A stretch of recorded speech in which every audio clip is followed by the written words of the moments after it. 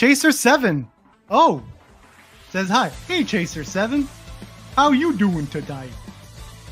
We're just chilling over here. I figured like no one streams at this time. I can never get content around this time, so I'm just gonna start streaming my letterbox skirmishes where I go around looking for the weirdest movies possible so I can put into memes, I can watch and enjoy all that jazz. Wait a minute. You're that anime fan. You're that freaking anime fan. Get out of here, anime fan. Get out. All right. We got, of course, an anime fan has to come up with the most anime question ever. Is that your waifu in your thumbnail or your sister?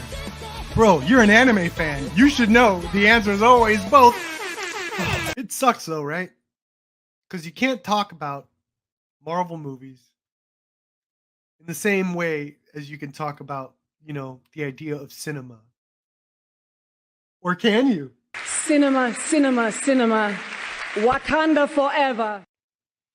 Man, I wanted to show you that one awesome shot in Door. There's like a crazy shot. Yeah, okay, check this out. This shit's gory. Look at this shit. This is amazing. This is cinema, guys. This right here is cinema. One shot. Look at that. Get the kid. Get the kid. Get the kid. Hide the kid. Get out of the room. We'll close the door, actually. Oh, no. Keep in mind, this is in the 80s, man. This was 88, the same year as Die Hard, the same year as Who Framed Roger Rabbit. Oh, look at that. Oh, I think I see I think I saw markings on the floor. Markings? Is that what it is? Cape. Stand here for your shot.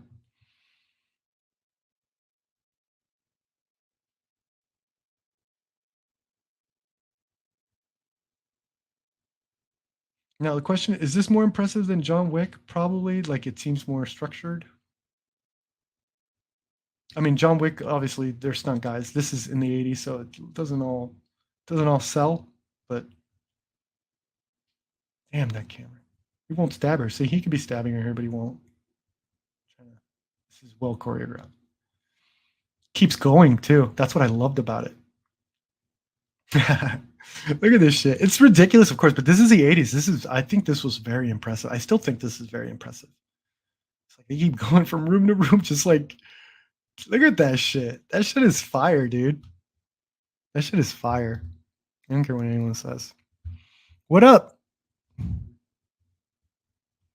Baby hands. We're just looking at this awesome one shot. This is all done in one shot. Bird's eye view, room to room. This lady trying to escape this maniac. There's the shots ended. But I thought that was very impressive. All right, what do we got here? I only watch quality and not the. What's the difference? Name them. Name them. Name them. George Washington. Love George Washington. Need George Washington. Directed by the great David Gordon Green. I don't know if anyone knew this. David Gordon Green was like the next Terrence Malick before he decided to listen to Danny McBride. They were friends apparently in college. And they were making this shit. And then Danny McBride got huge with Foot Fist Way. And then he went to George like, George, I'm tired of all your little Terrence Malick movies. Let's make some really dirty comedies.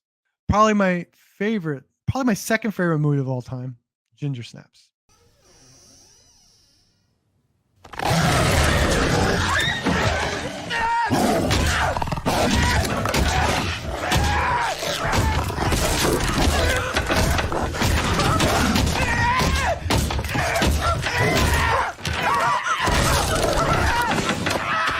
Ginger Snaps changed my life. This is the best. This movie should have been released right after Scream. This could have rode the wave of teen horror, and it could have been a hit. It should have been a hit. It is so fucking good, and they don't skimp out on the werewolf. The werewolf is there.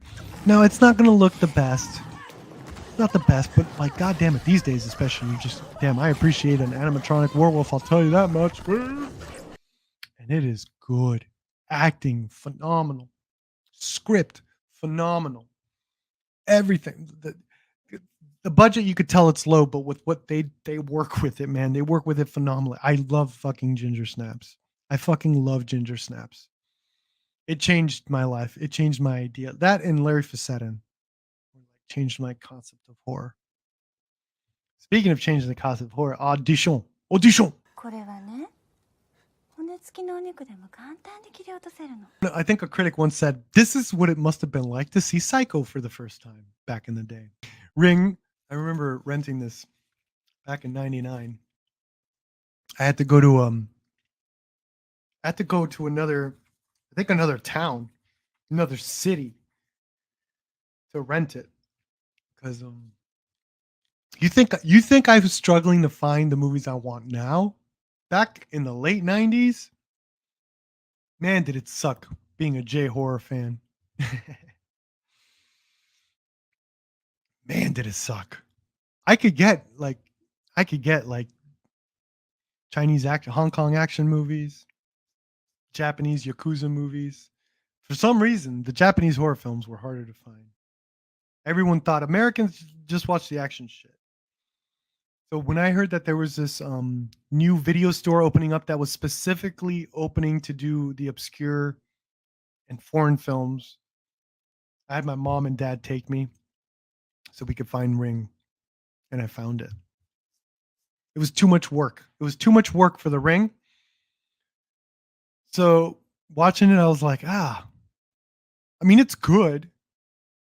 I don't think it's that scary. Oh my God, that bitch is coming out of the TV. Oh my God. And that's when it, like, I was terrified. It was one of the most terrifying scenes ever. When she came out of the TV, I was terrified. And it won me 5 stars for that ending.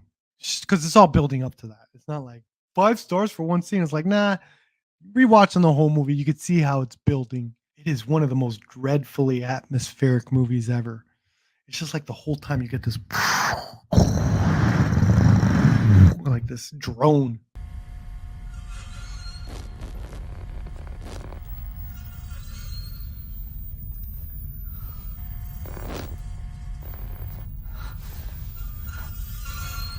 Just great sound design. Underrated sound design. Underrated sound design. All right, Perfect Blue, perfect movie. Face Off should have been called Perfect Blue because it's also a perfect movie. Becca, oof, that has to be a 5-star, right? Yeah, I gave it a 5. That shit is amazing. I fucking love Rebecca. Ain't never gonna watch the remake. Sorry, not interested. I'm sure it's fine. The movie is about like this woman that meets this guy that sweeps her off her feet. He's rich. He's awesome. She can't believe that this guy is in love with her. How awesome this guy is. But hey, it's real. And not only that, this guy just asked me to marry him. Fuck yeah. I made it, baby. We did it. We did it. Okay, so then she gets to move up to his awesome fucking castle. She goes to his castle. What happens? She learns that this guy had a wife that died. Now, it's not going to be the stupid, he killed her. It's not. No, it's more complicated than that, guys. It's way more. This is an amazing movie, so you know it's complicated than that. This woman that died was amazing to the point that all like his butlers and maids just talk about how awesome this woman was. That makes our girl feel small, right? New wife, old wife. New wife feels she can't measure up to old wife, the head maid. Starts to mess with her because the head maid like loved the woman that passed away. Old wife. Loved old wife. Can't stand this new one, right? Starts messing with her in weird ways like, hey, why don't you put on this dress? He'll love this dress. And the guy freaks out because it ends up being the dress of the wife when she committed fucking suicide. Oh my God. Everyone always says, if the Oscars were so good, how come they never gave Hitchcock an Oscar? They didn't need to. They were giving it to his fucking movies. This one, Best Picture. Here's one that I saw. Like, this came out of nowhere for me. This movie came out of nowhere for me. How out of nowhere, you ask? So Angel Dust is the most random 5-bagger I've ever given. Why is it random, you say? Because I saw this shit on YouTube. By accident. I saw this movie by accident. I was looking for like a Japanese horror movie. And I run into this banger. And believe you me, this is a banger. Everyone knows I'm into vibes. I'm into certain vibe. Analog VHS vibe. Love that shit. 16 millimeter vibe. Love that shit. Synth, neon synth. That vibe. And when it comes to that, this is the greatest Japanese movie for that. This is the best Japanese movie that matches PeRp's vibe and tone. I am all for this movie. Weird. Editing is not, it's not normal editing, whatever that means, right? What am I gonna say? I'm gonna say like offbeat editing. That's what I meant. Like editing's offbeat. You know? Scenes will transition to other scenes with big sound drops. Love that shit. Kiyoshi Kurosawa does that shit all the time. Masterfully directed, masterfully told, weird movie. I was so about this movie. Cat butt. Probably the most underrated zombie movie ever made, Cemetery Man, Della Morte dell'Amore by Michel Sovi. One of the most surreal, one of the most dreamy. It's just dream. That's the best way to describe. This is a dream. When people say a dreamlike movie, I dare you to find a more dreamlike movie than this, especially within the horror genre. Especially, this is a movie about life, bro. I don't know how else to describe it. There's just so much. There's so much in this movie. It's like, again, you get like, I love when a movie is so creative. You could make like 8 different movies from any one of its segments or scenes. That's how many ideas are being thrown at. Same thing with Fight Club, right? Fight Club, any one of those things could be a movie.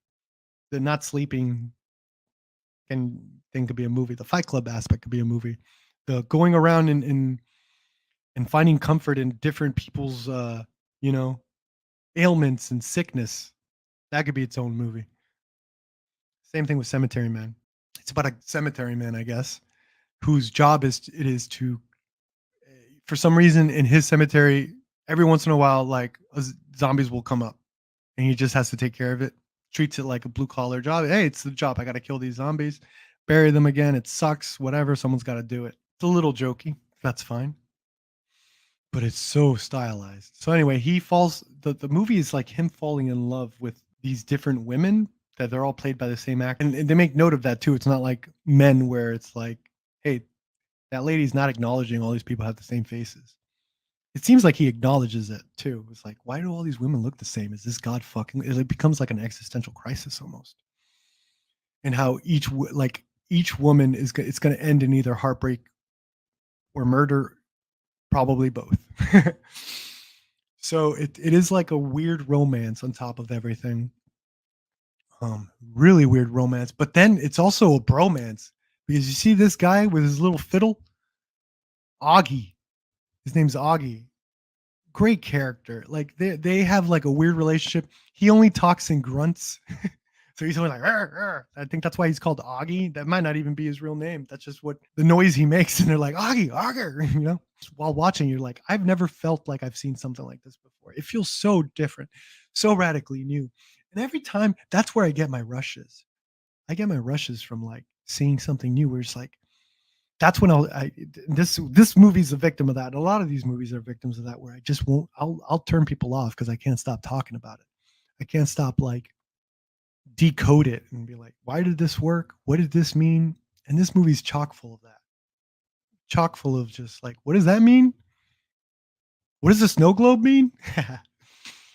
Oh yeah, see, like giving little hints like that. I love this movie. And just like that, all my viewers left. And just like that, every single one of my viewers left. You mentioned Letterbox once, and everyone just dips. Okay, I'm sorry that I'm too classy for most of the MME community. There, I said it. Okay, I'm sorry that you guys cannot appreciate Fanged Up. Okay, it's not just a prison; it's a larder. I don't even know what that means. It's a larder. What the hell is a larder? I'm gonna look up what larder is. A room or large cupboard for storing food. So the prison is really just a food storage for the vampires. I get it. It's a large. Is this a British film? That sounds like a European word. It's not just a prison.